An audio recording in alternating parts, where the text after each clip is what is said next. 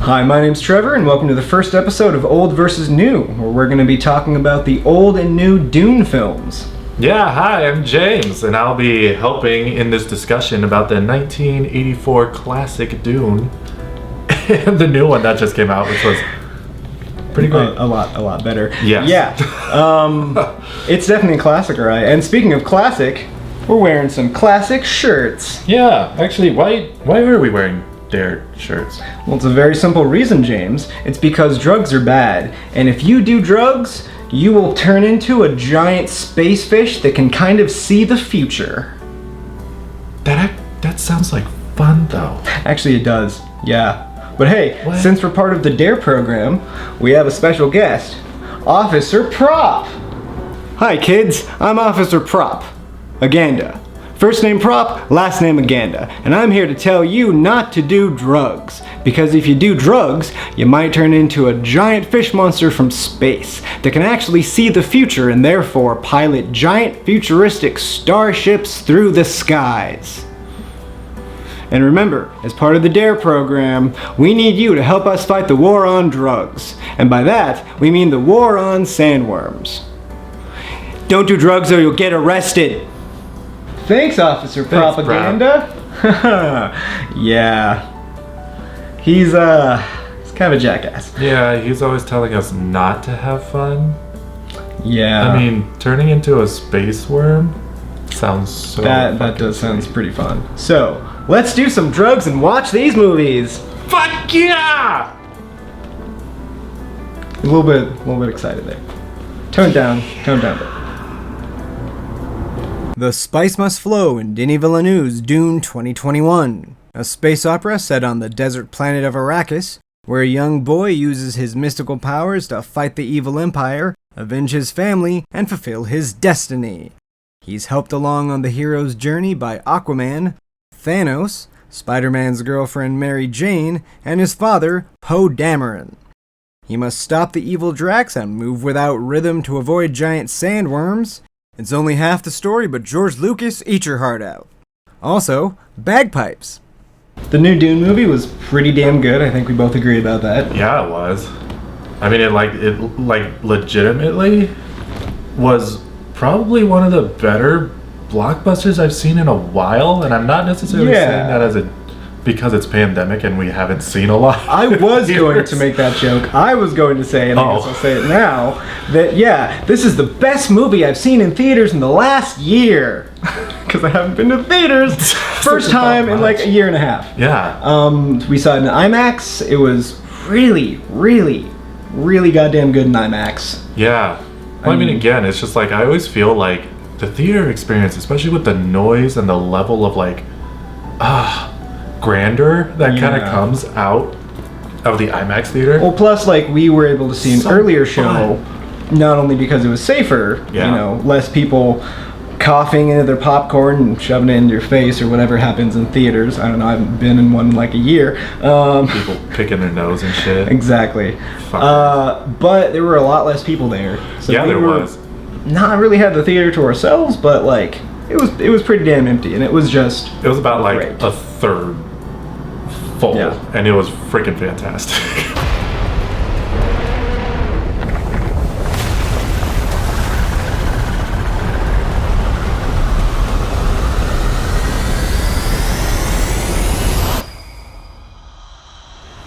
Let's talk about some of the differences. I think one of the main differences that I noticed right off the bat from the old one versus the new one is that well, it's a two-parter. Yeah, Denis Villeneuve. Denis Villeneuve. Villeneuve. Yeah, really bad at his name. He I gotcha. Immediately goes to show and don't tell. With David Lynch, you very much have the I'm David Lynch. I don't know how to do a plot-heavy movie, so let's just use these voiceover scenes from the book. Which we will get into that later when we specifically talk about it. Well, but it's just so strange because even with what you just said, like all of his movies are show don't tell. Exactly. But Dune is all tell don't show. Yeah. So and with the newer one, it's much better because, like, I mean, I've read the book. It's been a little bit over a decade. I read through it in about 3 to 4 days because I'm like, wow, it's summer break in college. This is, space politics and drugs and giant sandworms. This is my jam. Slow, boring, methodical dialogue that sets everything up. Yes, please. Well, so, see, some say... Oh, okay, nice. I personally don't think it's boring. I eat that stuff up, but some people do. That's funny, because I actually did want to say, like, slow and boring. I'm just like, no. I would say, like, this is very, like, mature, methodical. Yeah. It takes its time purposeful. for a good payoff. Yeah. A good setup and a good payoff, both with the book and with the newer film. Oh, yeah. It's slow. It takes its time. And you know what's going on? Yeah. Which is kind of the best part, because I know that Dune, when it comes to the book series specifically, it can really jump all over the place. They literally have an encyclopedia and appendices and all of that specifically for how complex and so many terms and all the jargon of the world. Yeah.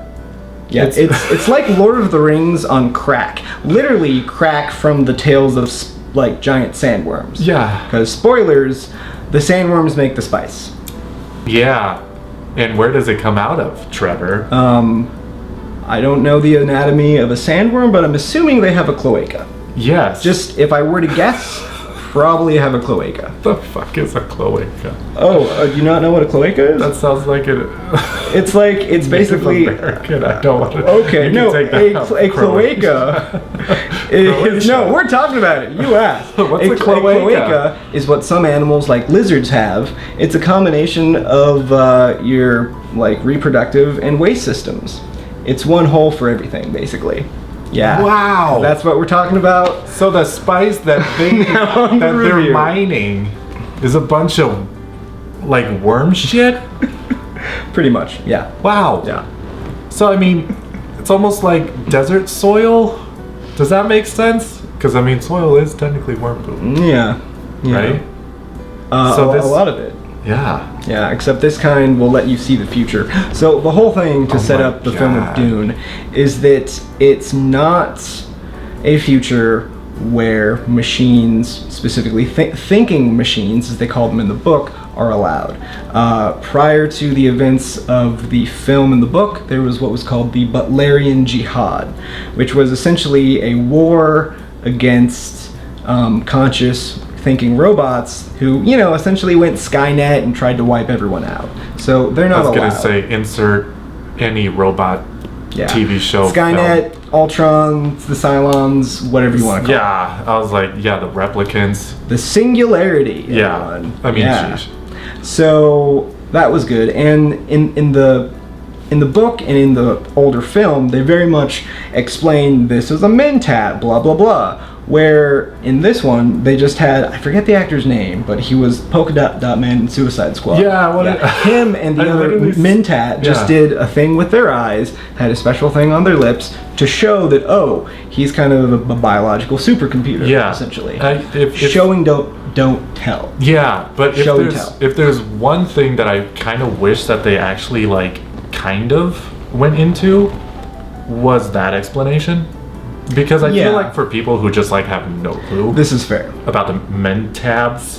Mentats. Mentos. Mentats. Mentats. They are not the fresh maker. Okay. Yeah. It's a good way to remember it. Okay, well, I mean, yeah, that's the thing. It's one of those, you know, their eyes just, like, roll in the back of their head, and it just have, like, white pupils. It's a really cool effect as well. Super cool. And apparently, if I remember correctly, there's only one allowed per, like, planetary system? I believe it's one per family. It's essentially, so in the world of Dune, it's essentially gone back to a semi-feudal society. You know, they have guns and knives and advanced explosives and all of that fancy, you know, shield technology and whatnot. But it's still a feudal system set up with a series of great houses, an emperor, the Spacing Guild.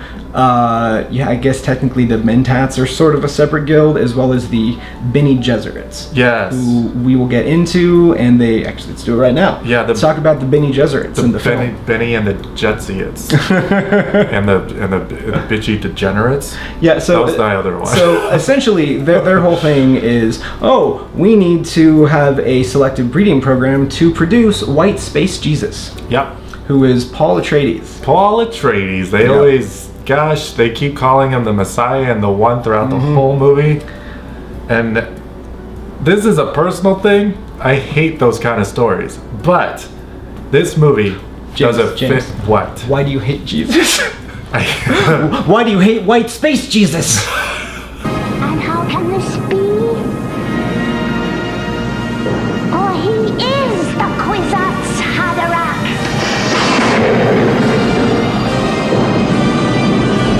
Go on. About why you hate Jesus. Well, okay, when it comes to like Messiah and the One stories, I just get like, they're really boring. Not boring, but just like a lot of the weight and like, you know, it's one of those, because of all of his visions, because he has the voice, because he's a good fighter, it's just like, he's not necessarily a Mary Sue. I mean, he is. He is. But he very much is. But he was bred that way. And I think that's what this kind of separates a lot of the One scenarios. It does a fairly good job for what it is, which I'll get into in a second. Okay, yeah. Well, I mean, that's the thing. It's one of those, like, you know, his mother was a Bene Gesserit. Thank you. Benny, yeah. I read the book! Bitchy degenerates, that's all I'm going to say. Because they were freaking crazy, and I loved it. But, well, I mean, that's the thing. It's one of those, okay, his mother basically, like, taught him the ways. Yeah. Basically. The Force, basically. Yes. That is a huge thing that I want to get into. That we are going to talk about absolutely. Star Wars later. I mean, because there's the whole thing about Star shit. Wars. Oh my god. Yeah, Star Wars Not exists. We will get there. I haven't even made the joke about the pumpkins. That's my... Oh yeah, we have pumpkins because the pumpkin spice must flow. Okay, joke done. Yeah. Pumpkin spice latte for you white savior bitches out there. One of the things that I really, really liked with and I'm assuming one of the issues that you had with the whole savior plot lines is that it very much takes away their agency if they're predestined. Well, yeah, it's one of those, he's having visions of the future, he's having visions of what he needs to do. It's just like, a lot of the time I was just like, okay, I know what's gonna happen. Yeah, so does Paul. Yeah. That's the thing. That's kind of the annoying thing. But again, this movie does a better job because ultimately, like, his visions are of him, I mean, doing spoilers and shit. Yeah, no, I think we're well into spoiler territory. Well, yeah, the visions in this, like, they're so much smarter in the fact that, like, he does die, he gets stabbed, but ultimately it's more so like a change in him, like a metaphorical. It was a metaphorical death because he's never killed someone before. Yeah. So his he needs to get over his old ways of thinking. Yeah, in a way. What's the term? Naivete died that day. Yeah. His childhood died. Yeah, so however you want to phrase it. A lot of the visions are both, you know, they both allude to the fact that it's going to happen, but also it alludes to the fact that it is not the way that you think. Exactly. And I think that's why this does it, does the Messiah and the One so much better, is because ultimately, well, even with him and his mom in the tent, he's like rejecting the fact that he's like a degenerate. Yeah, the fact that he's a Mary Sue is not just, you know, it creates actual character tension and drama. Yeah. And moves their... He hates having these visions. He hates having this, like, almost like paranoid schizophrenic, it makes sense with the characters that they set up for them. It actually plays into it and moves the plot along. So much better. One of the things that I really liked about it is that it very much just changed the frame of the way things are set up and changed the agency of a lot of the characters. Yes. So specifically, I'm pretty sure in the book as well as the David Lynch version, it starts out with a narration of essentially historical events from the point of view of the princess, right? Yeah. And in this one... I had a problem with that, too. We're definitely getting absolutely. We're going to... David Lynch. Boy. But it very much changes the narrative and changes it to view and it basically changes the narrative to focus more on the Fremen and sets it up more as an oppressed people versus colonizers. Yeah, because again, the books does a good job because she, the princess of the emperor, is the one basically telling the historical events. But this movie, again, narratively, does such a smarter job in basically having the narration through Zendaya's character, who I don't. Chani. Thank you. Sure. Yeah, no, it does a very good job setting it up from their point of view. It also kind of modernizes it as well. For one, in the original David Lynch film, it's a bunch of white people in the desert, where if you've read the book and like you read the appendices, it's very much the Fremen, and even a lot of the culture in the Empire is very much based on classical Islam. It's total parallels. I mean, even if you look at, what is the Arrakis? Is the name of the planet. Iraq. Where they have a I was going to make that exact point. It's like, hey, a bunch of people in the desert who are dealing with outside colonizers who want their wealth that's buried in the ground. Why don't you just call the spice oil? Yeah. Like, straight up. Yep. And it does a really good job of shifting the narrative to focus on the Fremen's perspective, as well as also, and that's all of the people cast were people of color. Oh yeah. You have a lot more diversity and modernizing of it. Yeah, and if there's one thing that I can like totally compliment this movie on, that freaking acting is fan-freaking-tastic.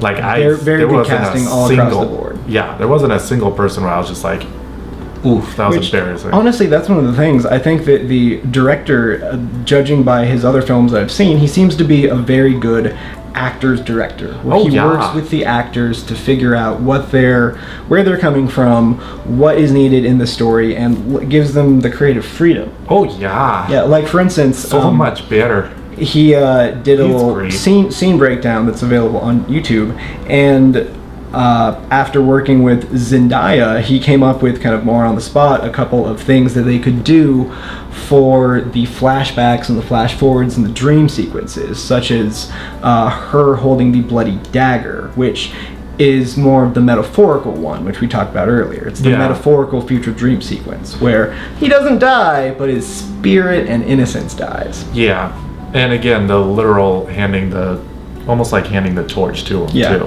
And honestly, because Zendaya is ultimately the one who gives him the dagger, which is like, oh yeah, a friend is gonna give me a dagger. Yeah, and as opposed to in the other film, her character essentially being an afterthought, she has more agent. Yeah, she's not an afterthought. She's not even fleshed out. She's just set dressing essentially in the David Lynch film. Yeah, she's like, I'm here. What's up? Yeah, I'm your girlfriend now. Hi. She's a bed maiden. That's like all she does. Yeah, they make out.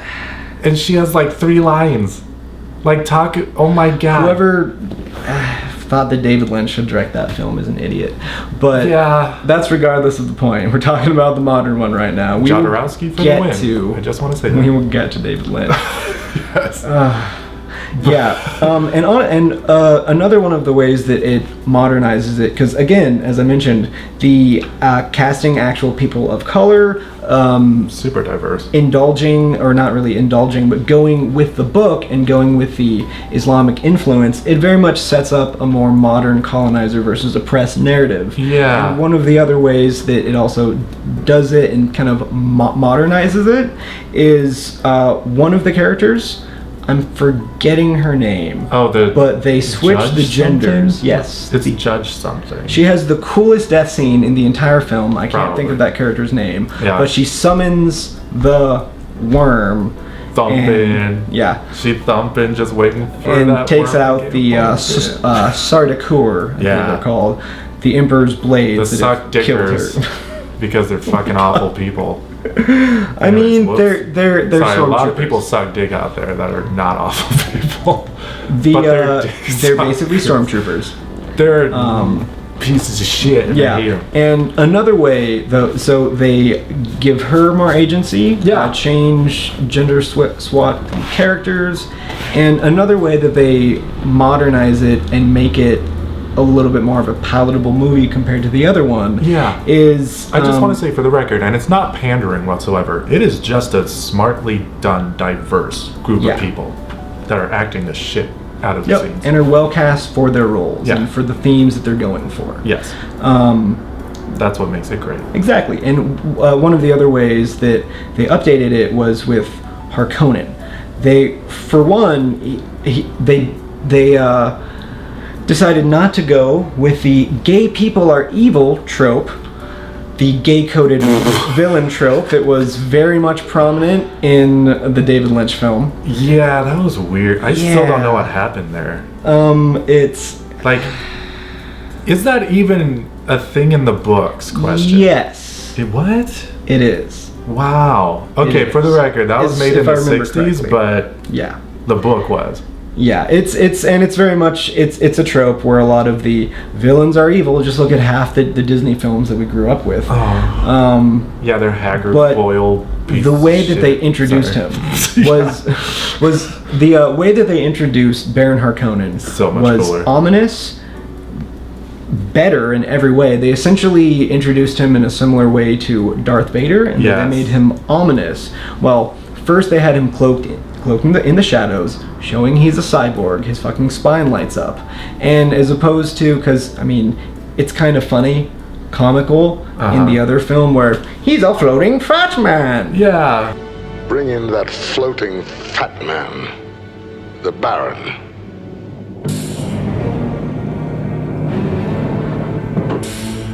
And it's like, And he's like oozing okay, black how are pus we supposed to and take this seriously? Isn't he getting a facial done or something? He's getting like poked He's and getting prodded. an acne treatment in the David Yeah. Lynch film with bad makeup He got that you Dr. can Pimple see is popping coming him. off. Yeah. And it's just so bad. It's really gross too. It's really bad. And with this one, he's not gross. He's just menacing. And the first time that they show his character lift off the ground in his hover chair, he's using it to threaten and intimidate someone who he eventually kills. And it's a very effective way of not making him a joke and showing, yes, he is a devious sociopath. Well, yeah. And that's the thing. Who better to play it than Stellan Skarsgård? Yep. That was like just the... Well, I don't know what they did in like... I mean, in post with what they did with his voice. Just that deep growling, just like guttural freaking noise. It was so cool. That or he just smoked a pack every day for his acting talents, right? Yeah. Okay, I gotta have a deep voice for this.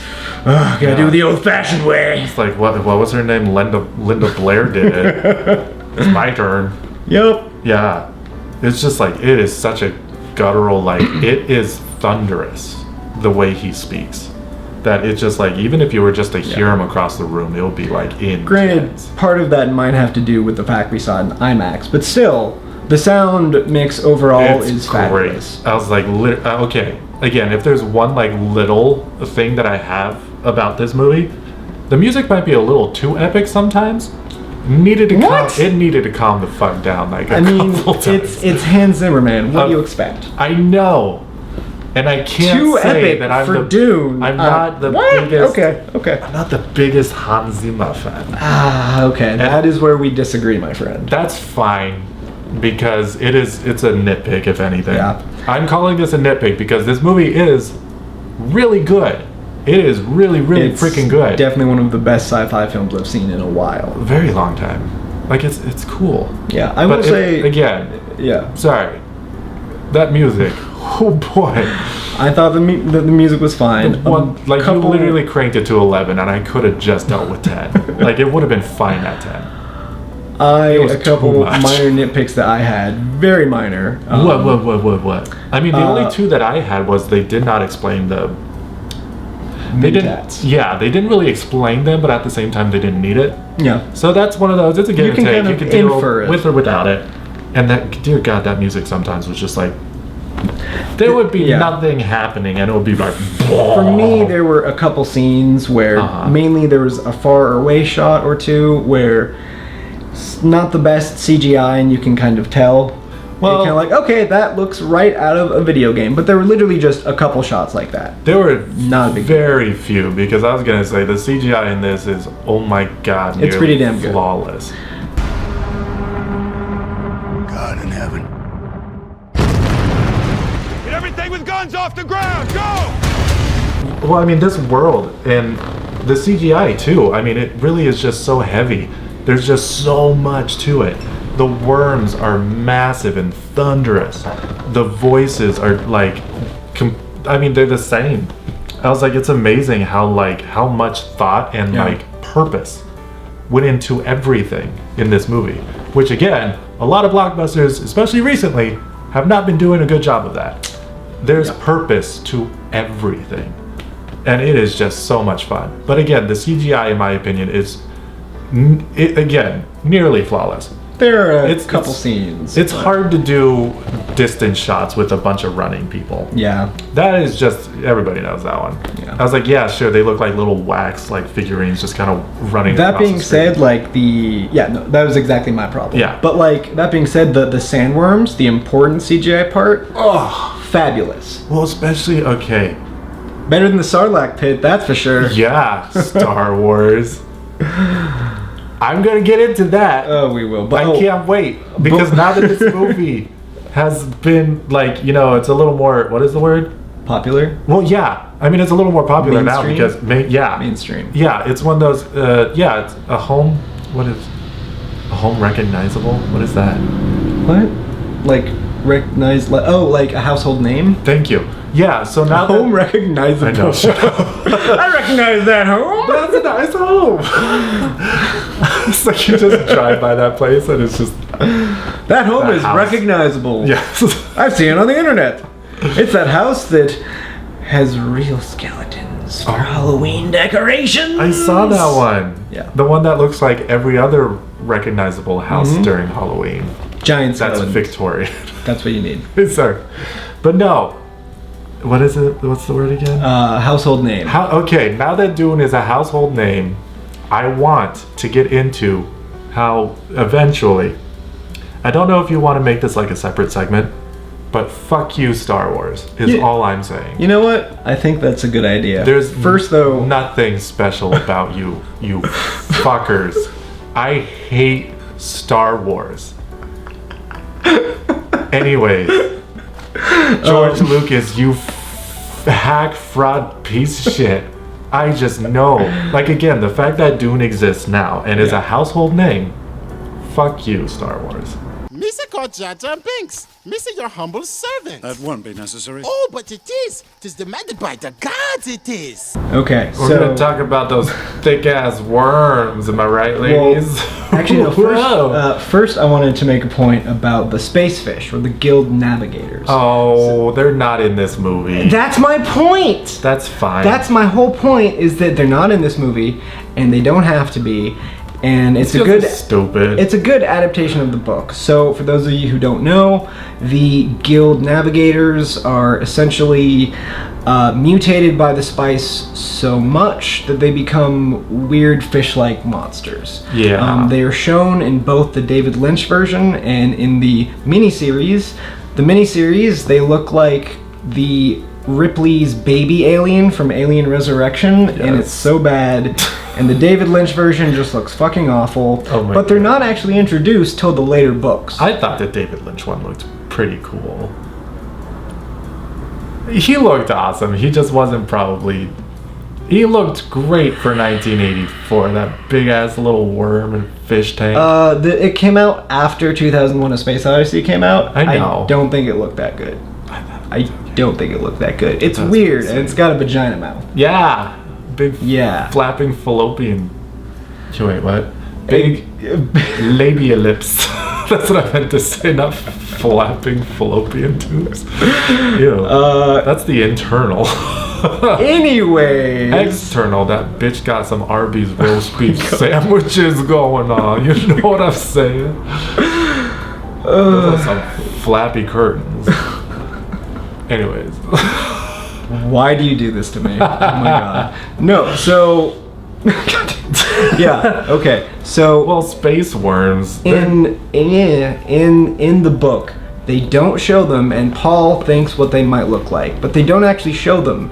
And there's a lot to cram in to a Dune film. Yeah. And they split it into 2 films already. Not showing them is just an easy way to cut that out and speed the plot along, because you don't have to explain it then. If you show True. giant space fish, you then have to explain it. And if they never show them in this entire, Denis Villeneuve's, if they never show those, I'm fine with I'd be it. okay with that. I would prefer I that, don't honestly. care. Yeah. I don't want another Prometheus. I do Yeah. not want another Prometheus. Well, that's the thing.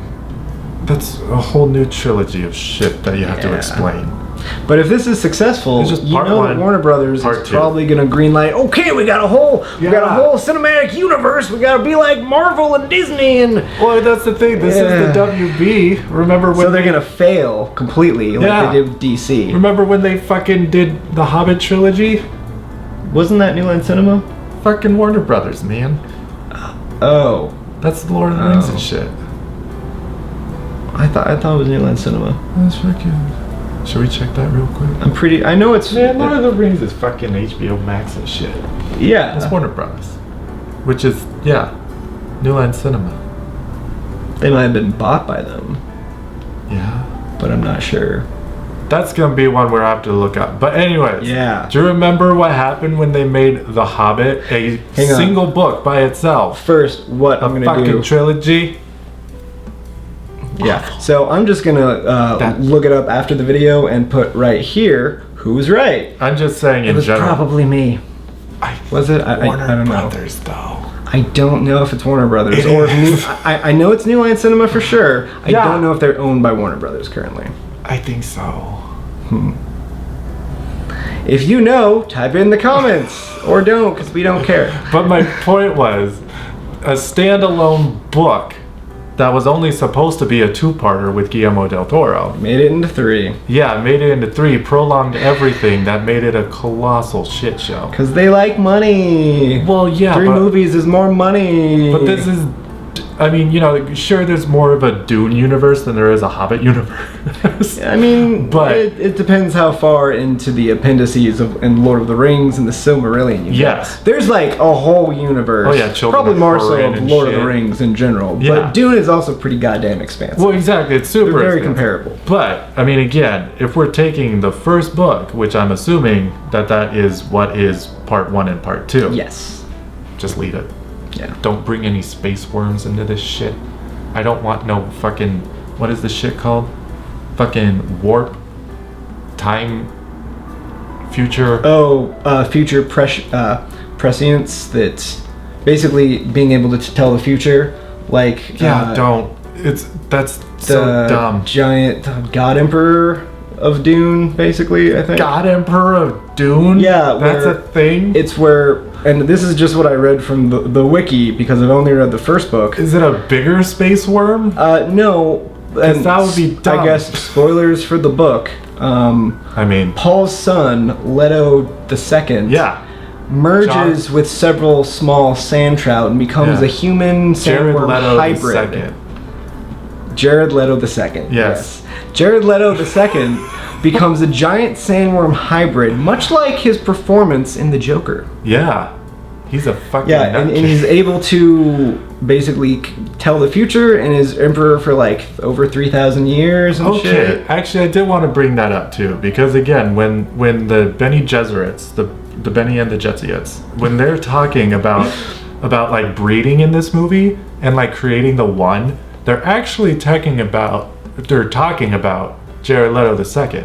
They're not actually talking. Yes About and Paul. no. I feel Yeah. like he kind of retconned that later Yes, because technically in this movie, Yeah. again, if you Paul- do watch it, Paul is white Jesus, Yeah. white space Jesus. As he's we've the already said. Messiah, whatever. He's fucking- Neo. Yeah, fucking Mary Sue, piece Yeah. of shit.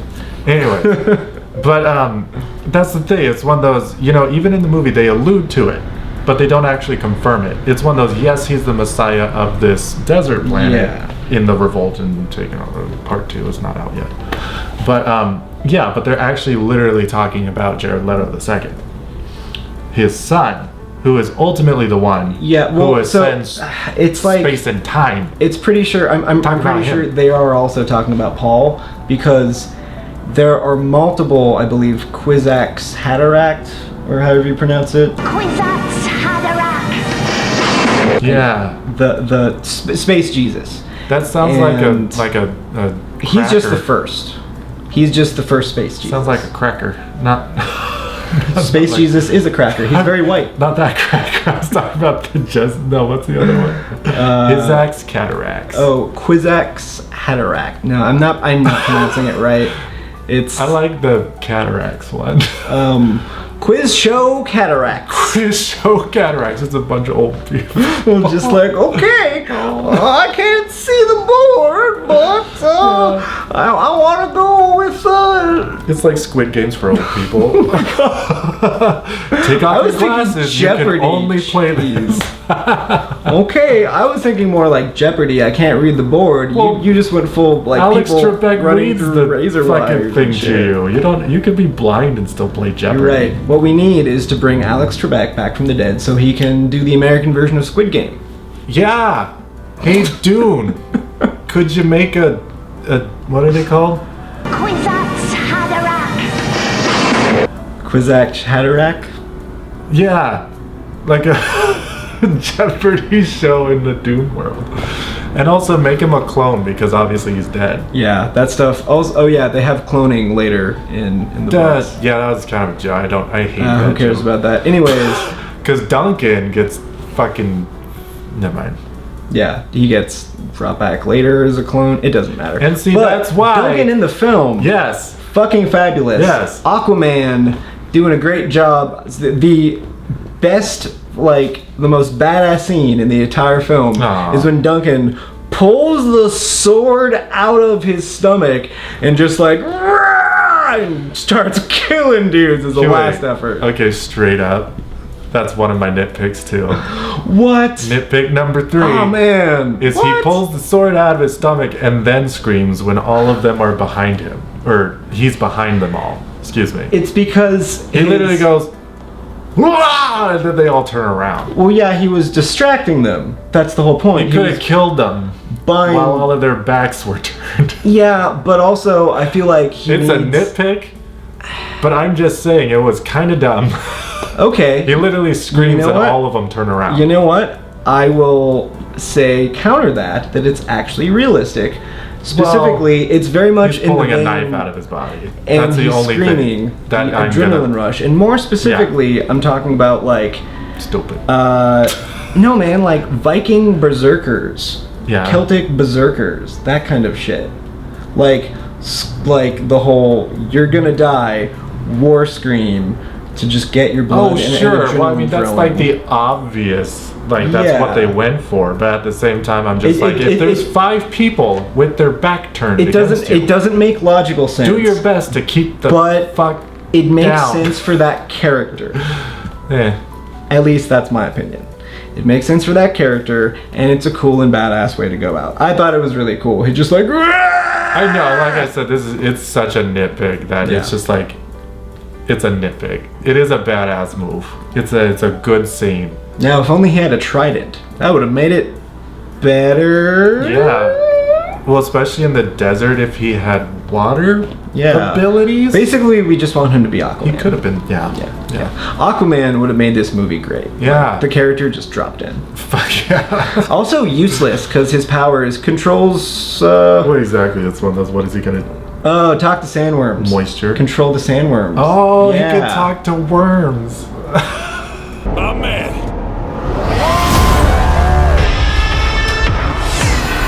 One of the things I really liked was what they did with Poe Dameron, and that they showed, his actual love for his son in a very simple way Fucking Poe. by actually just having a look at his son during important moments, like, oh, I'm being signed this stuff in a ceremony for the Emperor, but I'm looking at my boy because I love him. And they really try and humanize him and make him a bit more fleshed out than in the David Lynch version. Oh. Who he's just a bit one note, like, okay. Well, I mean- it's a lot of the same beats, but just visually a lot better. Yeah. Well, I mean, I think what separates a good story from a bad one is, like, if you give a character like Oscar Isaac a little more to do, so his actual death means something. Yeah. As opposed to David Lynch's movie, in which it's like, oh, dad died. now I have to take up the reins. Yep, very quickly. Yeah, it becomes more so like, oh my god, there's a specific term for it, but it's just like when the plot moves the character. And instead of having things actually... Oh, like a plot-driven story versus a character-driven story? Well, yeah, but, well, to the point of just like, it's not something that happens like organically. Yeah. Like, it is literally something that, like, this needs to happen in order for Paul to take up arms. So, like a plot device? Yeah. Like, it turns more so into a plot device instead of like a call to arms. Yeah. Does that make sense? Yeah, no, it does. It's more a... Like, it just happens in 1984. Yeah, in the 1984 Dune, his father dying is more of just a plot device to usher in the next part of the story, as opposed to more of a deep character motivation for Paul. Yeah, because even... And as you were saying, the whole call to arms, this movie does, at least, it's half of the book, but so far it's done a better job of actually showing the traditional hero's journey that Paul's going on. So much better. Yeah, way better. Yeah, it's one of those, like, literally the 1984 one. I would consider him a Mary Sue, as opposed to 2021, in which he's rejecting the voices. He's actually a character. Yeah, like, he actually has things to do. Exactly. And it's not just like, oh, this is a story wrapped around one dude. Yep. And things just happen. And therefore he has to take the role. It's just like, it's so dumb. Yeah. Well, that's what happens when you shove way too much into one movie. Yeah, which we will get to shortly on the David Lynch part. But, there's definitely other sandworms in media, such as Beetlejuice. Beetlejuice? What's that? Did you say Beetlejuice? It's showtime. Alright, so James, you had a Star Wars rant that you wanted to go on, right? I want to go on a Star Wars rant, speaking of Poe Dameron and the fact that he wanted to be a pilot in this movie. Midichlorians are the spice. Yes. Well, funny enough, we're not... Okay. So, okay. Holy shit. The more that I just... Oh my god. You Star Wars fans out there, you guys are wasting your fucking life on your fandom of Star Wars. Like, forgive me. Like, out of the 11 movies that exist... Oh, plus the 2 Ewok films. Oh yeah, and the Christmas special. We're doing it. Yeah, we're counting counting that shit. Those are movies, damn it. I mean, they exist. Yeah. But, well, yeah, and characters are in them. So I guess you kind of have to count. Ewoks are characters, apparently. Yeah, well, the Christmas special, all 4 of them make an appearance in that shit. Yep. And you know what made an appearance? A lot of cocaine. Yeah. Absolutely. Oh, rest in peace, Carrie. Yeah. Your cocaine finger.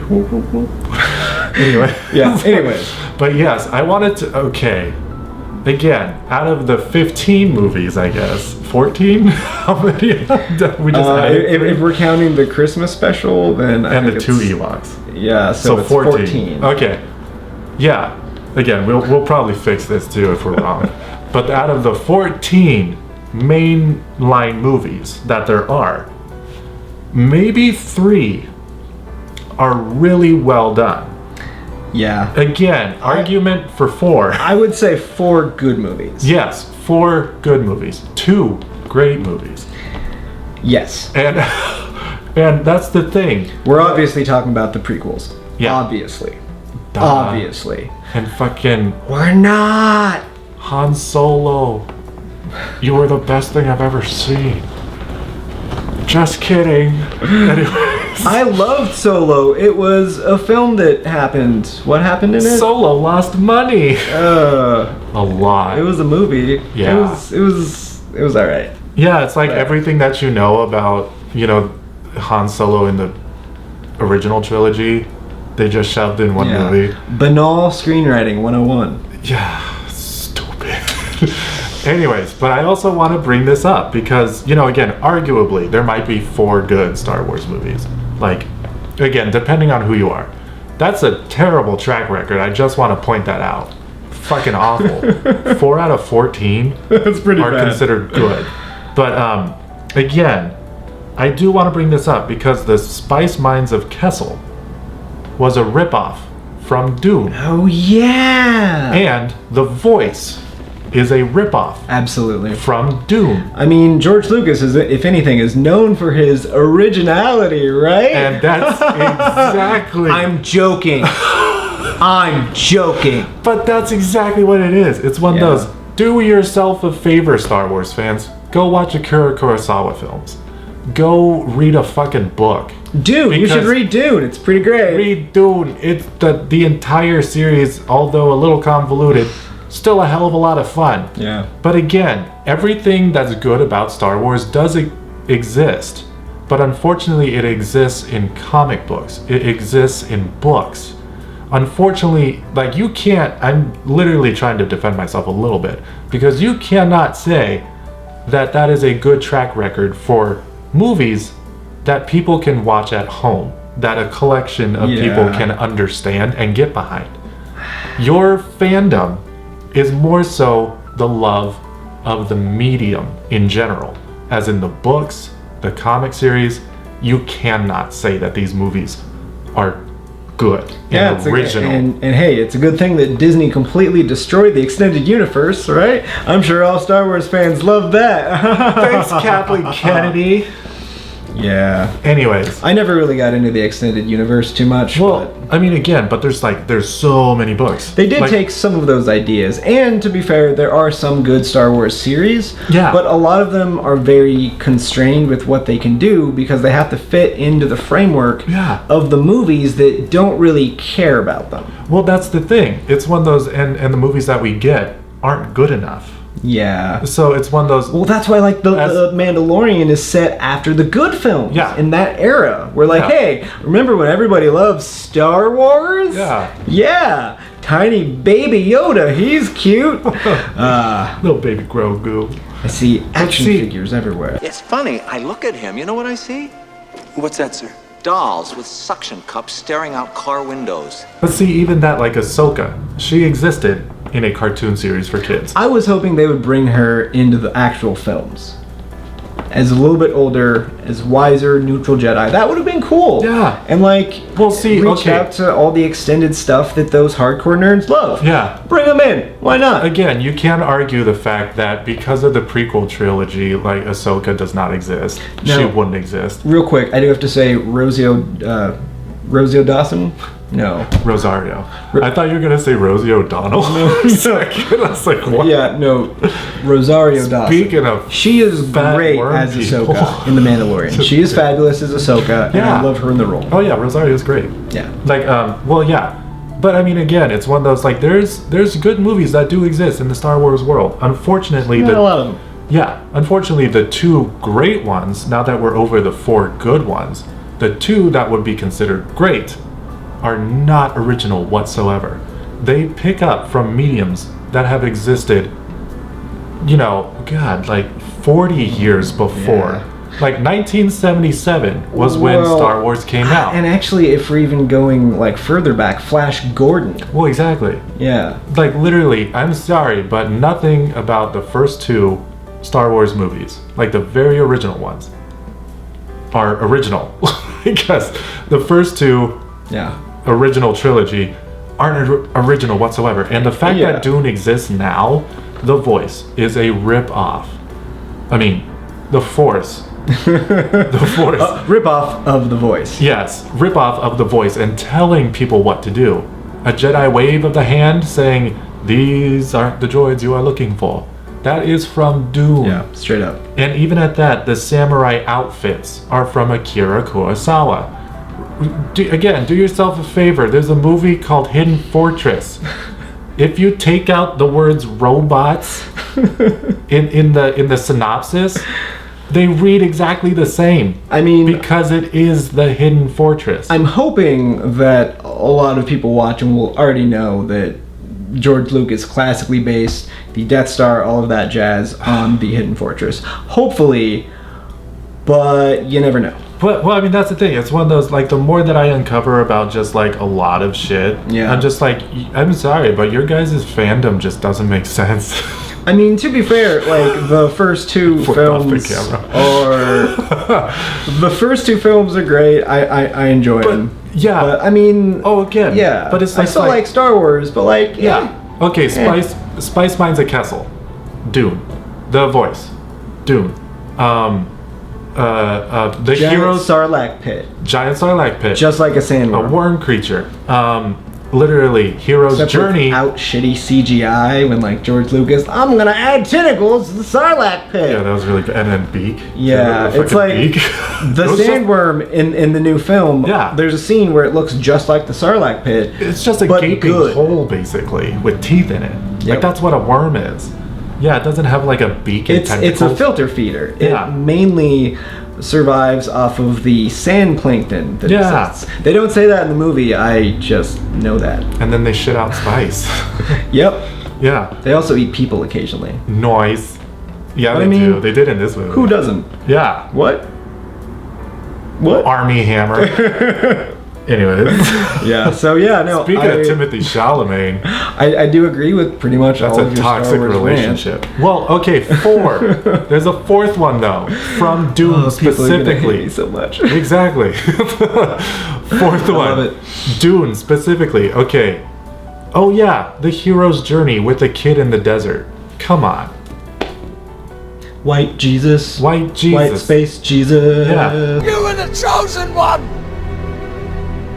It was said that you would destroy the Sith, not join them! Like again, I know that originality nowadays isn't really... So... It's kind of hard to come by.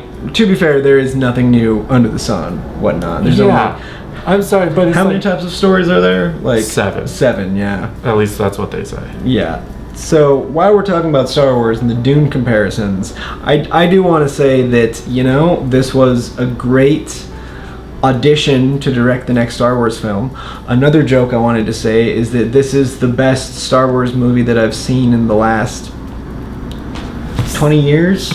Like since the original ones. I know. Yeah, since those fucking Ewoks came onto the picture. Yeah.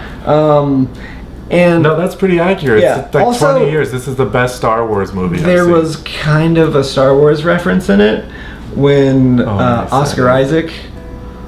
Yeah. I said it already. I know. Oh, okay. Keep going. Oh, right. Yeah, well, I mean, you know, there's that joke where, like, where Poe Dameron says, I want to be a pilot. I wanted to be a pilot. Because he was Poe Dameron. Do you get it? Have you seen the movie? Have you seen the movie? You seen Star Wars? It's Oscar Isaac. Anyways. Yeah, But yeah, I just wanted to go on that rant because I'm just like, fucking... I'm sorry, it's just like the more... I don't know. The more Star Wars pops out stuff, the more I'm just like, why do you guys like this shit? I don't like sand. It's coarse and rough and irritating, and it gets everywhere.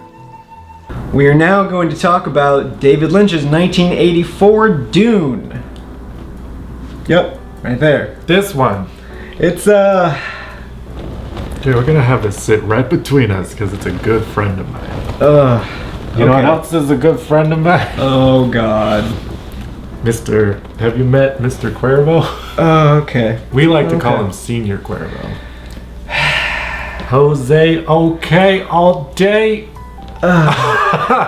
Spice production stops in David Lynch's 1984 Dune.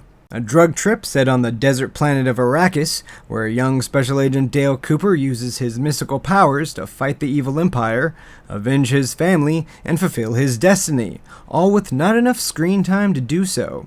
He's helped along on the hero's journey by Jean-Luc Picard of the Starship Enterprise, and a bunch of other actors that no one really cares about. He must stop the evil Sting and move without rhythm to avoid giant sandworm puppets, as well as bad special effects. George Lucas is not impressed, but at least there are no Ewoks. Also, pugs. Hey, if we're talking about 1984, yeah, this is happening. Why can't you just do drugs like a normal person? Come on, everybody does spice. I drink See the future. Spice. Okay, so apparently my friend here is gonna drink some tequila to talk about 1984 Dune. It's a different kind of special. And that's why I need to get ready for it. It's not a good movie, but it's definitely one of those things. I smelled it beforehand. That's I thought it was that your reaction to the movie. Like, that too. It's the same reaction, really. That's It's like when I when you smell too strong of tequila, and it's like, oh god. That's the exact Dune. reaction you have seeing David Lynch's Dune.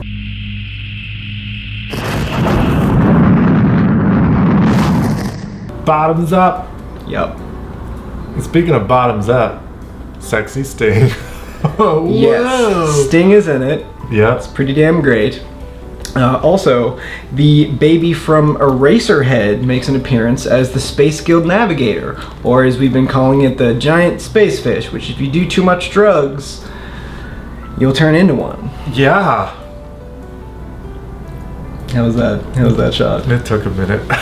Yeah. Okay Yeah. now. Okay. So, well, speaking of Eraserhead, the guy in Eraserhead is in it too. I know. It smells like spice. Oh yeah. Dune, the spice. Oh yeah. But yeah, Feel that spice. it's not a good movie. It's a spicy drink. It is. As mentioned, well, so bad it's good. Well, yeah, that's the thing. It's one so of those, weird. Again, I feel like you can't really hate it because of how like weird it is. I don't know. Yeah. Like it's one of those movies where it's like there's a lot of choices, obviously, that were made. And by the wrong director. They got the wrong person to direct Dune. Yeah. Like, well, it's weird because it's both wrong, but it could have been right. Yeah. And see, it's like you kind of understand going into it. Like, I mean, yeah, I think we kind of briefly said it. Lynch is all about show, don't tell. Yeah. This is exact opposite. Yep. It's his first like straight through narrative movie, like from beginning to end. Like, whoever thought that the guy who directed Eraserhead was, oh hey, let's have this guy who is known for weird avant-garde experimental films. Let's have him. Shit. Yeah, let's have him direct a plot-heavy narrative space opera. Yeah. That's a great idea. Why have him? Because it's weird, and because apparently he thought that the people who approached him about it were, we want you to direct June. I thought they were saying June. And Dino called me and said, do you know about this book? And I said, no, I never heard of it. And I thought he said June instead of Dune. That we're saying. He literally thought he was going to direct a different movie, and he was stuck directing Dune. It's still my favorite and did the interview. best he could. And one of the things that just absolutely kills and any pacing is the bad adaptation of the book, specifically having awkward shots of the people just standing there while their lines are ADR'd in whispered voiceovers. Yeah. So then you have these awkward scenes where, like, oh, this guy's looking at the Duke for like 10 seconds, like just holding there while the voiceover plays, and it's obviously lines directly from the book that would be their internal monologue in the book, which is great. It works for a book, but that does not translate well to film at all. Yeah, no, straight up. There's one scene where the judge, who was played by Max von Sydow, in 1984's Dune, is literally doing voiceover in his head while he's literally going. That's like what I was just mentioning. Yeah, just it's staring. Like, at the Duke for like a good 10-15 seconds, and it's just. He's more concerned over his men than the spice. I must admit, against all better judgment, I like this Duke. It's so awkward to watch. There's nobody in the entire spacecraft. This happened right after the worm attack. Yeah. So it was just like nobody in that entire spacecraft, especially because he's the one flying it, is he not? It's like, hey, can you keep your eyes on the road, bitch? Like, I'm sorry. Like, what are you doing? You're staring at a dude like you're longingly in love with him. Yeah, and it's just stop. It's so weird because that's basically filmmaking 101 with adapting that kind of screenplay stuff. Like, you don't you need to adapt a book for a film. You need to show, don't tell, as we keep saying.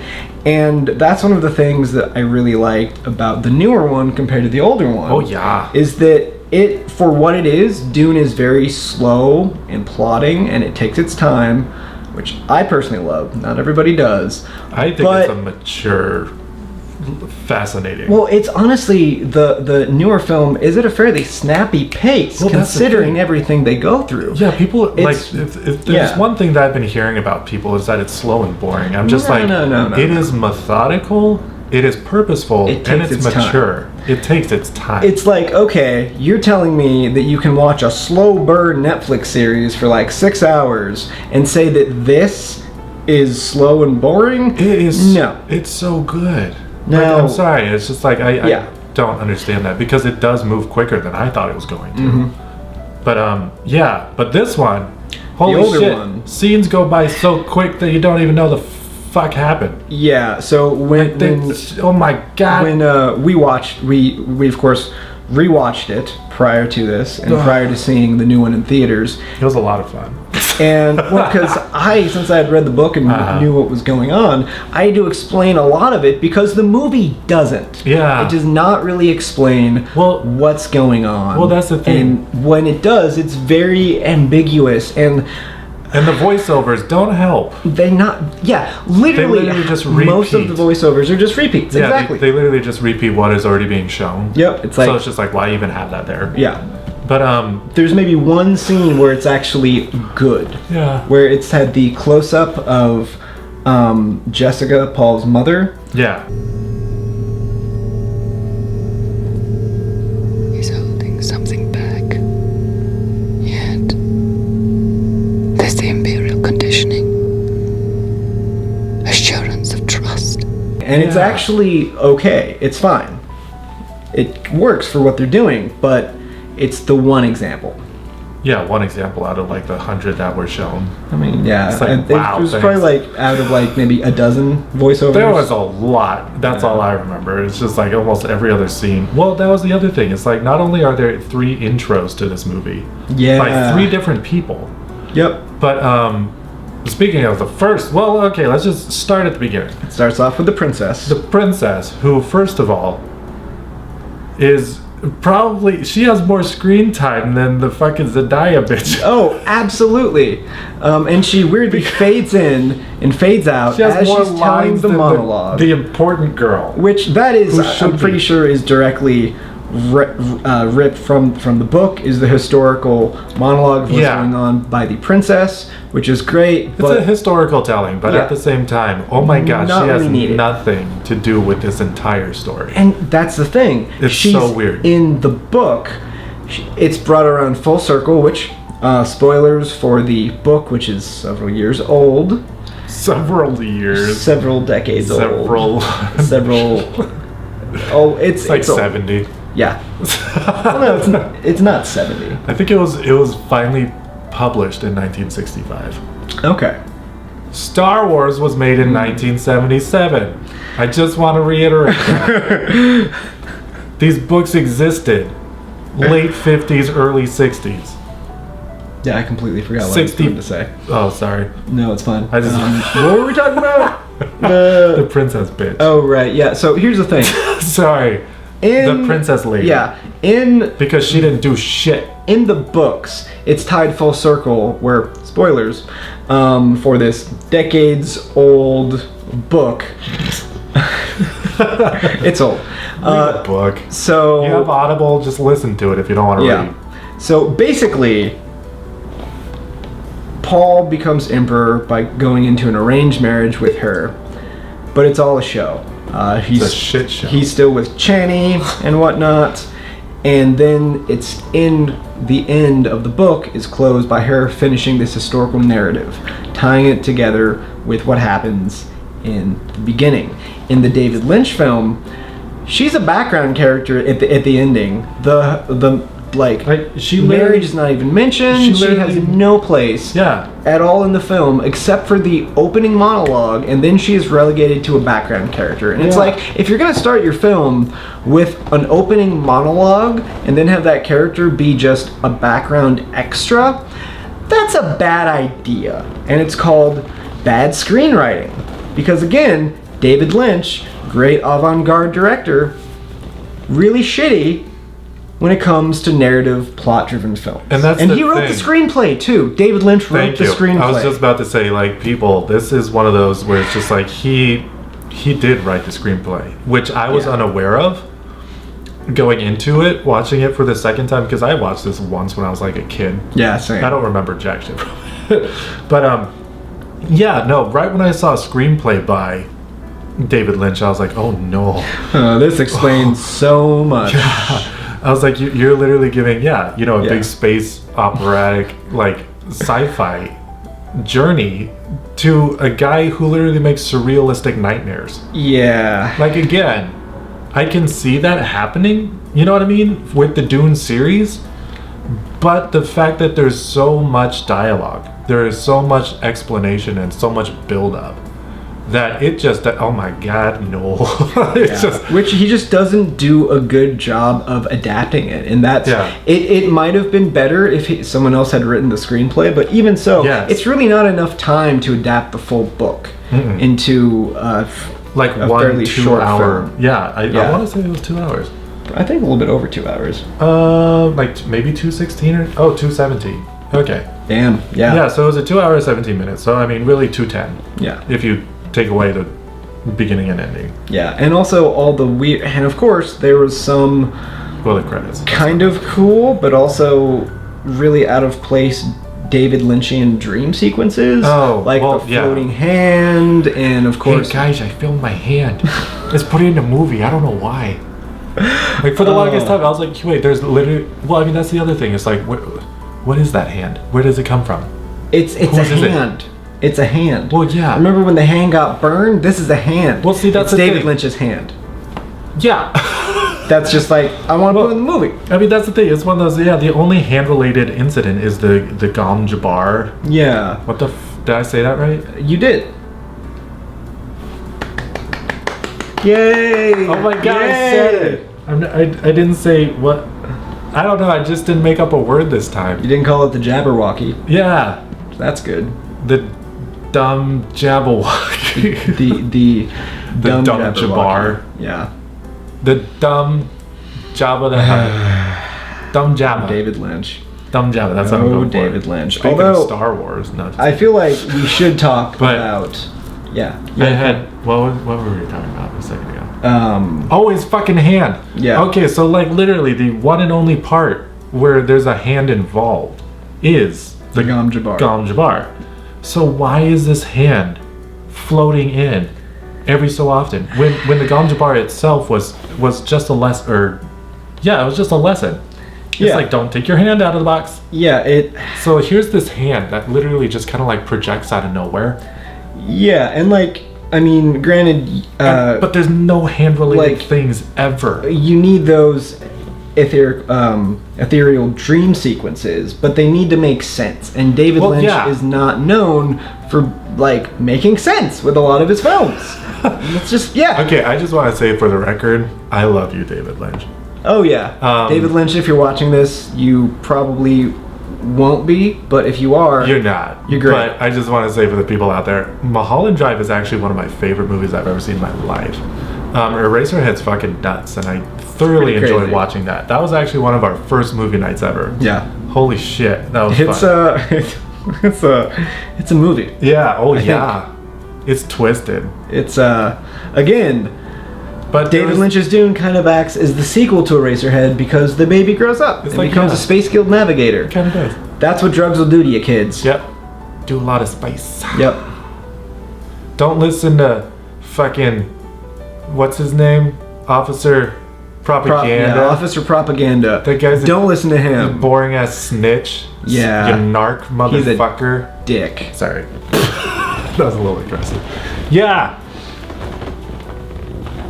Now, Officer Propaganda, he's boring. Do spice. Turn into a worm. Yeah. Turn into whatever you want. How do you think... Are we okay with saying that? YouTube's not going to demonetize us for saying, do drugs. All I'm saying... I think they might. All I'm saying is that maybe you should, if you get the chance to do spice from a sandworm... your horizons. I mean, how do you think the Spice Girls band was formed? Spice up your life. Exactly. How do you think the Powerpuff Girls were formed? Yeah. Sugar spice, and a little of everything nice. Everything nice. And Chemical X, and that's which was actually the spice. Oh, yeah. Also the other spice. Chemical There's ice. a lot of spices.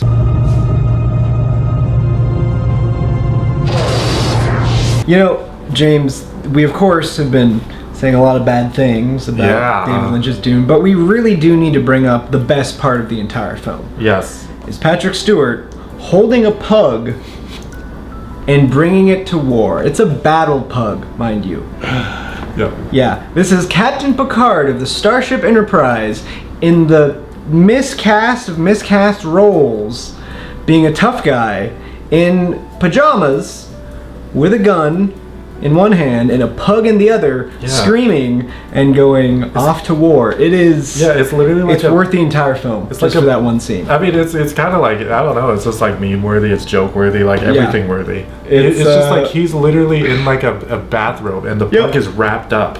And he has a sword in one hand and he's going to war. No, it's a gun. I'm pretty sure. Oh, is it? Oh, I don't remember. But yeah, no, he's just like running to the front lines with a fucking pug like wrapped up in his bathrobe. And of course, in the new film, it was played by Thanos, or Josh Brolin, as he's known in some circles. Yeah, Daddy Thanos. And fucking love Josh Brolin. Like, I love Patrick Stewart. Yeah. I got to meet him in real life once at a Comic-Con. Really nice guy. He basically treated me like Wesley Crusher. He was fantastic. Shut up, Wesley. Pretty much, yeah. Shut up, Wesley. Wesley, old bitch. Still want to see. But he is miscast in this role. He kind of is, because it's like when I think of like all the roles. I mean, you look at Sir Patrick Stewart. He's just like the all-around great, smart decision-making, good guy. Yeah. Picard. That's what he's known for. Xavier. Life Force. He is. Oh yeah. No. He has a role in that movie. If you haven't seen Life Force, it's a movie about vampires from space. Patrick Stewart plays a minor role where he gets the life force sucked out of him, and it's hilarious because it's just Patrick Stewart, this trained thespian, screaming.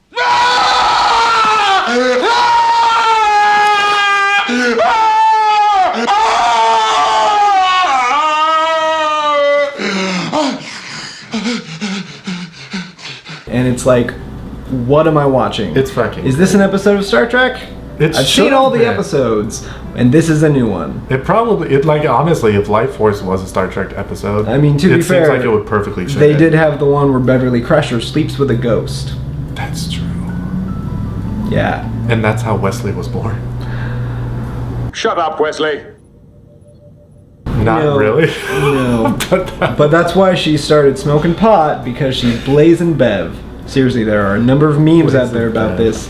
It's great. That's wonderful. But back to the 1984 Dune. Yeah, there are pugs everywhere in multiple scenes. Yeah. There's a compilation on YouTube of all the scenes, and apparently one of the reasons why they have random dogs in the future like that is to show that scenarios where it's brought what's up, the but weirdest never dog? paid off. Yeah. Well, it's like some people on the internet have said that, oh, well, no, it's supposed to show that the Atreides, they treat dogs nicely, where the Harkonnens, they torture animals like the cat. The whole kick the cat scenario in filmmaking. Yeah. But they don't do a good job of it, because, like... Not really, because, at all. Again, if you were... I mean, we briefly talked about this in the car, like, when we were, like, watching it. It's like... I mean, it's very clear David Lynch is a dog kind of person. Yeah. Because, like, the cat is the one being tortured with the Baron. And it's not quite as clear. If you would want to make more of a direct parallel by having the same animal in the same situation. Yeah. To make it obvious to the audience. And well, it's like easy to pick that up.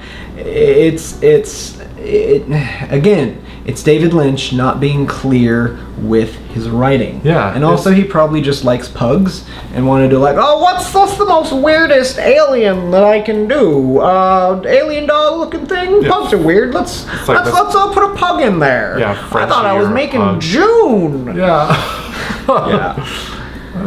Yeah. And it just comes back to our point of David Lynch was the wrong person to direct this film. Yeah. Maybe have him help out, or have someone else write the screenplay even. Have him as a consultant Just like J.J. Abrams, don't write your fucking movies. Exactly. Just don't do it. Star Wars. Fuck you. You're really aggressive to our audience today. Yeah, sorry, Star Wars. I'm not. It's Star Wars. I mean, to be fair, it's not you guys. Star Trek is better than Star Wars in every single capacity. 100%. You have science fantasy, science fiction. Yeah. Science fiction every time. Yeah. Wizards in space is Star Wars. I do want to say something about like the dog scenario though, because it's just like, you know what would have been smarter if that was the case? You know, it's like the Harkonnens. I don't know what that is. Anyways, the Harkonnens. So the Harkonnens are the ones that are like torturing the cat, and by like having like multiple like little milk duds on them. It's a like they're milking a cat. Something like that. It's the setup is that their prisoner, who is the Mentat, who basically, since all artificial intelligence is outlawed in the universe of Dune, because prior to the books there was the Butlerian Jihad, which wiped out all artificial intelligence. Computers are essentially outlawed, banned. It's why in the new film, the meeting with the head of the Bene Gesserit order is set in the library.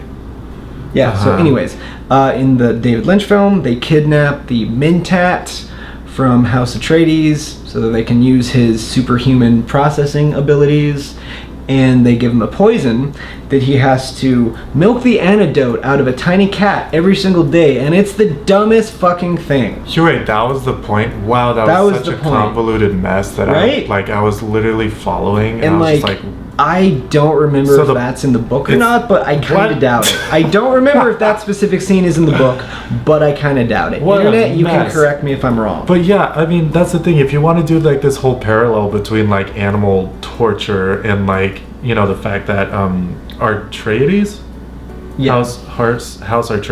House Atreides. So House Atreides has like this pug that goes to war for some reason because it's wrapped around. And there are pugs in a lot of scenes too. Well, yeah, that's the thing. It's one of those. Okay, so the Harkonnens should have had like attack dogs, or like really brutal motherfuckers. You know what I mean? Like pit bulls or wolves. Or if you want to go for the fucking super easy route, just have them hurt a pug. Or well, yeah. I mean, that's like super. That's basic. Like film school 101 stuff. Yeah. Kick the cat. Well, exactly, but I mean, it's one of those, if you're gonna make that parallel, it's just like, oh my god, it's like, yeah, go for a brutal, like, almost like Spartan scenarios. Yeah. Where it's just like they were bred for a specific purpose, and that specific purpose was war. And like, maybe... I mean... I'm not saying attack pugs. A battle pug is just... stupid. That's dumb. And that's why it works, because it's hilarious and dumb. Battle pugs! That sounds like a new kind of Pokemon. Yeah! I summon you, battle pug! I'm gonna capture a battle pug. And it's just like... And he fights alongside me. I know, exactly. He can't go in his Pokeball because he can't breathe in it. Oh. Respiratory problems. Because if you're not aware, pugs are genetic freaks that can't actually breathe because we have inbred them so much. And if you're gonna have a pug, you should probably breed it with something else, so its children aren't constantly in pain. Yeah. Well, I mean, that's the thing. So make the Harkonnens have fucking pugs, because that's torture. Yeah. And have the good guys Atreides. Why do I keep doing that? Because you had a shot. A little bit. But Atreides, like the House Atreides, have like, I don't know, like German Shepherds, or like a more relatable dog. Yeah, like a fucking like a golden. What are they called? Golden retrievers. Yeah, golden retrievers. I was saying golden doodles, but I was like, no, that'd be kind of weird too. That would almost be too cute. You know? Oh man. But that's the thing. It's one of those. Yeah, if you're gonna make those parallels, it's just like, you know, first of all, it's a cat versus a dog. Yeah, just make it a bit more obvious. Yeah. Yeah. Have like the. That's how I would fix it. Like if I had a choice, make. God damn it. Yeah. Now, Atreides have the nice dogs, right. and Harkonnens have the mean ones. It's okay. To be fair, to James's credit, there is in like the book a literal dictionary for all the words. Yeah, okay. For the record, it's a lot. I have not read the books, but I've seen this movie like when I was a kid, and I briefly know from like friends and whatnot from the book series. I had to explain a lot of it. Yeah. Yeah. It's one of those I had questions, and he did a great job of answering. I mean, again, as we previously mentioned, very much David Lynch doesn't really tell you what's going on or what anything means, so I do explain a lot of it because I've read the books. Yeah, even at that, it's like it's also a movie that just goes by so quick.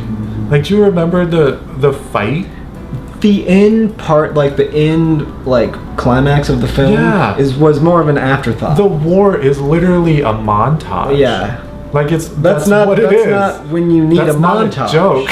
It's literally just like, okay, here's some more stuff real quick, montage style. The only thing they didn't have was like the South Park montage song. Yeah. It's a montage. Team America. Everybody needs a montage. We're gonna need a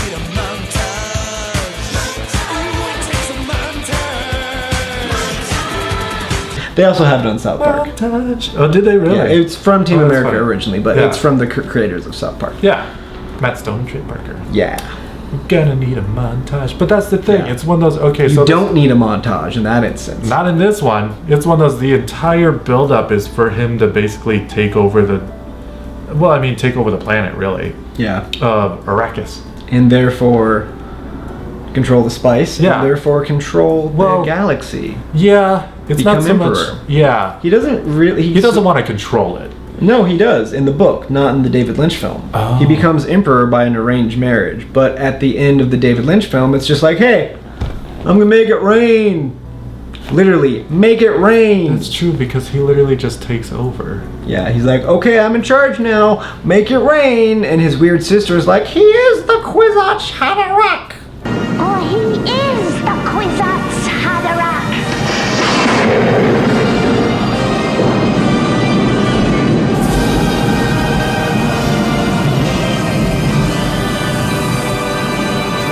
Yeah, but again, it's one of those super weird little child actor. Like I now have nightmares. Wonderful. Absolutely. Sorry, the sister's hilarious. There's one part. Oh my god, she's just like holding a dagger and like dancing in the blood. It's so weird. It's like, and again, if you haven't seen the David Lynch Dune, it's great. You should watch it. It's entertaining. It's fun. It's not a good movie. No, but it's entertaining. You should absolutely watch it.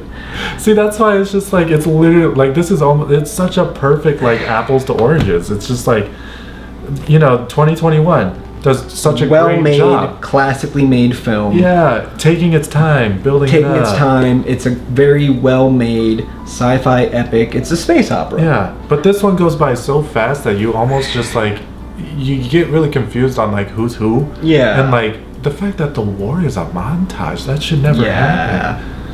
Like, this is a literally space opera. The last part of the movie that should be the last half hour. By. Yeah.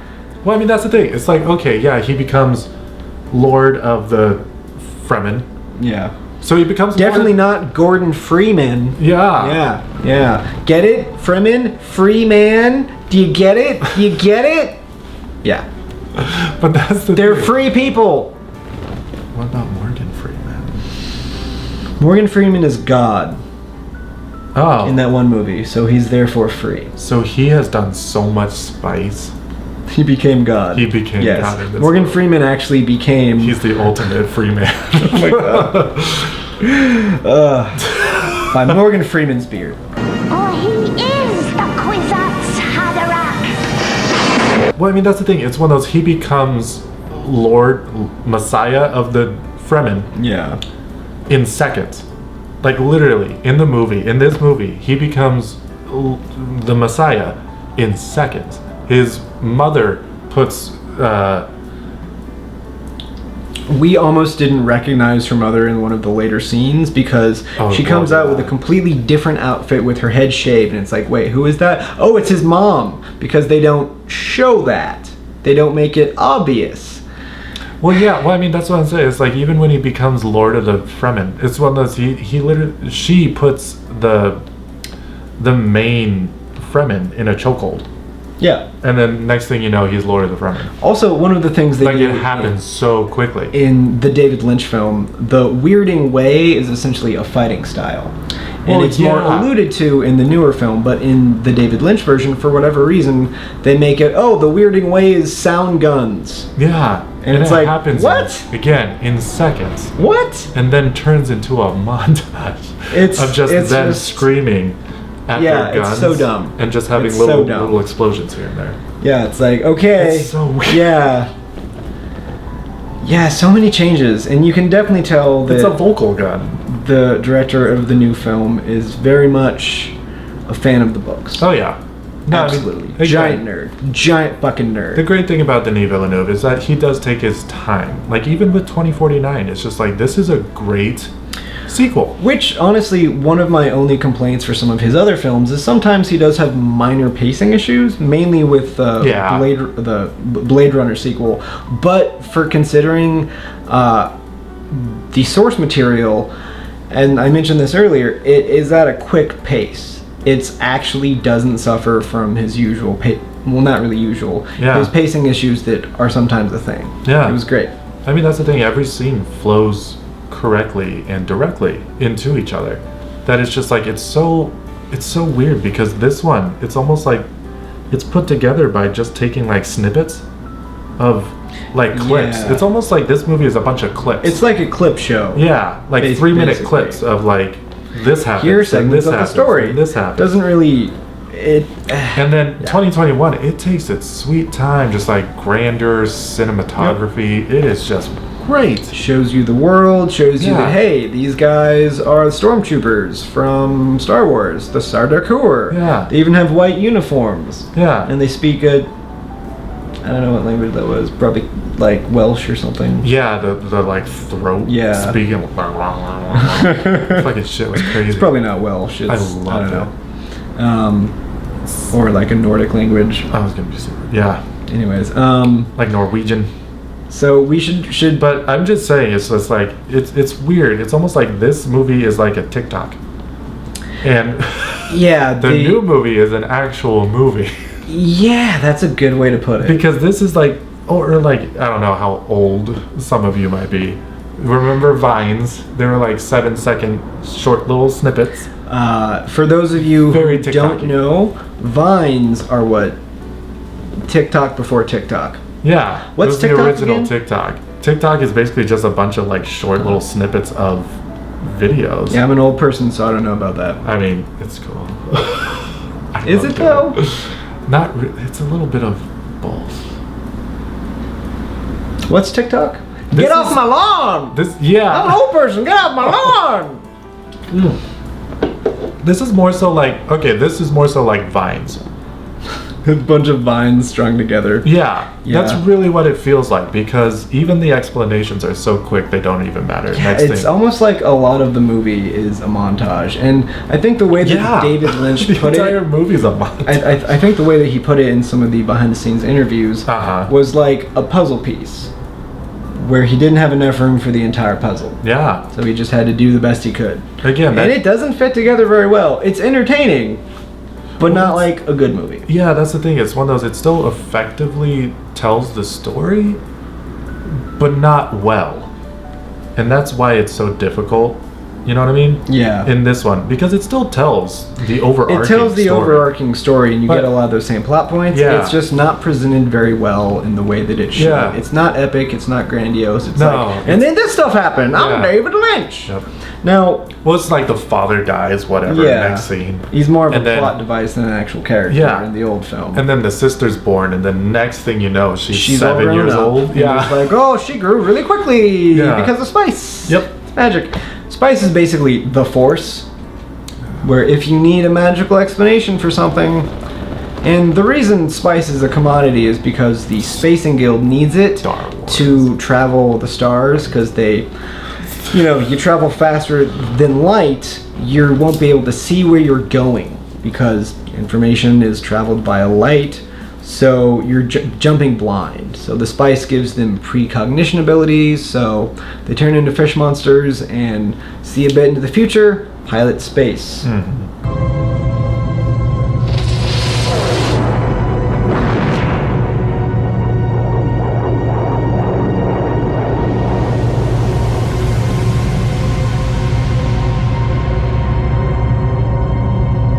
Now, I want to bring up the miniseries real quick. Oh God, do you? Yes, I do. Now, I watched about half the miniseries. Not because, you know, the new film was half of the story, but because I was so bored, I stopped watching it. Wait, how long is it? It's like, I want to say between 4 to 6 hours. How many is it? Is it like little 3 episodes of 2 hours? I watched a rip on YouTube, but I'm pretty sure it's like 6 45-minute episodes, I want to say. So ish. Anyways, I would never. It's not that good. You got halfway through it? I read the book Dune in basically a long weekend, and I love the source material. The miniseries makes it so goddamn boring. Like it's more faithful to the book than the David Lynch film was, but it's just boring and like amateur filmmaking. Yeah. Literally every single scene of Baron Harkonnen and the Harkonnens is Dutch angle. Literally every scene. Filmmaking 101. Yeah. Oh, also one thing we forgot to mention with the new one, with the new film, one of the things they do to speed up the plot is make the 2 Harkonnen nephews into just one character. Yeah. Played by Dave Bautista, which honestly, it works. Yeah. It works. It's one of those, if they were to combine a character, just put them into one, because they're basically the same person. Exactly. Like, they if basically you look at their cut out one of the nephews that doesn't have any lines. But then again, it's also really difficult because part 2 hasn't happened yet, so maybe there might be a... probably not. Like, oh, this is my other nephew. Maybe, who came out of but nowhere. as far as we can tell, they've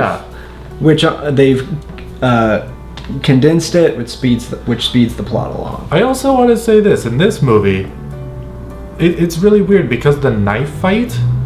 You're talking about the older one? Yeah, 1984. In David Lynch's Dune, there is a knife fight at the very end that just solved everything. Yeah. It was the knife fight between Sting and Paul Atreides. Mm-hmm. And that just made everything null and void by that point. As in, he is now the Emperor because he chose to kill the Baron's nephew. Again, they don't really explain it. Yeah. It's better explained in the book, and it probably will be in the next film. I hope so. Not yet. But that's the thing. In this one, though, he literally just... They just have a duel. And Paul Atreides wins. Yeah. And now he's the Emperor. Yep. And now he's getting married to his daughter. Which makes the opening monologue of the princess completely useless, as we mentioned. That's what I'm saying. It's like, what, like, is that it? Is that what happens in the book too? They just have a knife fight? There is that final fight, and then he essentially forces the princess to into an arranged marriage. Whoa. Because he threatens he brought out the nukes. The nukes? Oh yeah, every royal house or every house of the Landsmeet? No, what's it called? The Landstrat, whatever. All of so each of the houses each have nuclear weapons. What? They have a stockpile of nukes. The fuck? They're kind of the ultimate equalizer. What? And he brings in the Atreides nukes. I say we take off and nuke the entire site from orbit. It's the only way to be sure. It's this whole got you in a gambit, Emperor! So they basically have a knife fight to completely distract or take away from the nuke scenario? No, that's after they're in that kind of checkmate gambit. Yeah. And based on the rules and customs of their society. That doesn't explain any of this shit. The nephew of the Harkonnen challenges him to an honorable duel to the death. Yeah. And the Emperor was like, you have my support. Here's my blade. I'm pretty sure. Again, been a while since I've read the books. Wow, though. And yeah, so it's basically... It's kind of boring. Well, I mean, this movie ends really boring. Even the knife fight between the two was like... Well, so to be honest, in the books it does make more sense. And yes, I can understand closure to the rivalry between the Harkonnens and the Atreides. Yeah. It is very much the end of the hero's journey where he avenges directly the killers of his father. Yeah. So yeah, it fulfills that. What's his butt die in this then? Which one? The fat floaty dude. Helium Man. He dies in the same way. His sister. Oh, that's right. Kills him. Yeah, wow, that went by super quick. Yeah, he gets slashed and eaten by a sandworm. Yeah. Just like Beetlejuice. But that was the thing. Okay, I wanted to make that make sense because I remember that it was like this elaborate plan to get what's his name? The big helium man. Baron Harkonnen. Baron. So yeah, there's this whole elaborate Baron Vladimir Harkonnen. I think he's Vladimir. Anyways, okay. The Baron. Yeah, the big elaborate plan to get the Baron eaten by a sandworm in this movie is so elaborate, and it kind of doesn't make sense. It's so bad. Well, yeah, it's one of those. It was effects are so bad. Yeah, well, it was timed to a T to get him to shoot out of the palace. Yeah, because there was a hole in the wall. Speaking of timing to a T, suction cupped him out. I just want to say I was really proud of myself at the end of the newer film. Music swells and cut, and I timed it perfectly. Nice. Because it was really, really easy to do. Nothing against it. I just want to brag about that dumb thing I did. Sorry, go on. Well, yeah, it was just like, it was so timed to a T to where it's just like, literally the sister had to like voice him out of the palace. Like, because he got sucked out. It's like, oh, what a coincidence that this wall broke right as you got slashed and there's a sandworm there right to eat you. It's but that was the thing. In this movie, it was planned that way. Yep. He was supposed to get sucked out of the palace. He was supposed to get eaten by a worm. She was the one who was supposed to, like, what the fuck? As our good friend Admiral Akbar would say, it's a trap! It's a trap! But I mean, yeah, that was the thing. It's just like, wow. That was such a convoluted plan to get the Baron to die. I mean, how weird. Like, is that honestly, in the book? I feel like this is such a convoluted plan. Just applies to the entirety of the production of David Lynch's Dune. That's true. This is such a convoluted plan. We should definitely talk a bit about Jodorowsky's Dune. Yes, the Dune film that was never made. Yep, the best movie never made. Mm-hmm. Which is really unfortunate. Yeah, apparently the would-be director basically wanted the film to simulate what LSD would be like for a sober person watching the film. Wanted it to be like LSD, which, okay, fair enough. That makes complete sense with the spice and inhaling and the spiritual journey. Mm-hmm. So it's just like, yeah, go for it. That sounds great. Yeah, he convinced Salvador Dali to play the part of the Emperor. But it's so cool. So weird. Especially with his mustache. Right? And apparently he was going to pay him $100,000 a minute.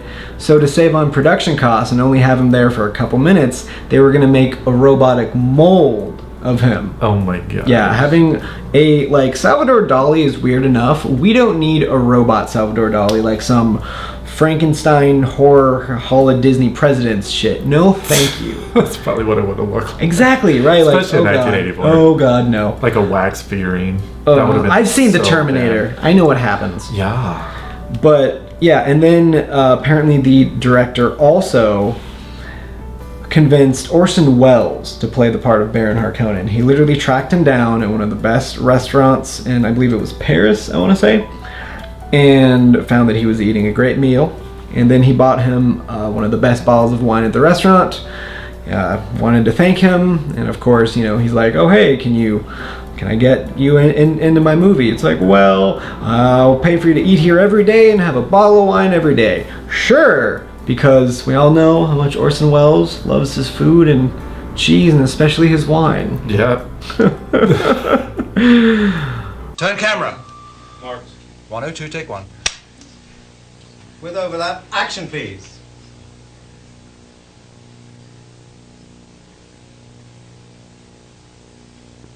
Action Orson, please. Just do anything? No, sorry, cut. Yeah, rolling. 102, take two. Ah, the French champagne has always been celebrated for its excellence. 102, take three. Action, please. Ah, the French champagne has always been celebrated for its excellence. Isn't it sad that Orson Welles' last performance was Unicron in the Transformers movie? How drunk was he for that? Probably, yeah. Yeah. Off of his wine endorsement, for sure. He was just drinking bottle after bottle. This is my command. You are to destroy the Autobot matrix of leadership. It is the one thing, the only thing, that can stand in my way. Yep, but it's fine. He made Citizen Kane. He can do whatever he wants. Yeah, but I mean, it's just like, God, what a great choice for what's his butt. Yeah, that would have been an interesting movie. That would have been so cool to see Orson Welles. Yeah, just that whole movie. Jodorowsky's Dune. It's just like, the more you think about it, the more it's just like, wow. Yeah. If this was real, God, that would have been so cool. Yep. Instead, you'll just have to do some spice. Yeah. Simulate those effects. And then you'll turn into a giant fish monster. Yeah. Oh, he is the Kwisatz Haderach. Well, James, I think that we have talked all that we can about the old and new Dune films in our first episode of Old versus New. Yeah. And we even talked a little bit about the miniseries unfortunately. Well as the unmade Dune film, which would have been trippy like taking Spice. Even more unfortunate. I want to see that Dune. Yeah. It's like, as great as this one was, Jodorowsky. You know what I want to do? I want to do some Spice. Nice. I'm going to drink it. Just, don't tell Officer Propaganda about the spice that's in my bag. Oh, I forgot he was here. Wait, what? Oh no. Officer Propaganda's been here the entire time! That's right. I've actually been here the entire time. Sitting off to the side. Awkwardly. Doing nothing while I collect overtime for my job. And you kids are under arrest for doing spice. You can't see the future on my watch. Only Tom Cruise can do that. Movie Minority Report. Yeah. You're under arrest. Oh no! Oh no! Ugh. That was gross. Do you want a shot? No, I'll just stick with my drugs, thanks. Okay. Don't do drugs, kids, unless it comes from a worm's cloaca. Ew. And how can this be? Oh, he is the Kwisatz Haderach.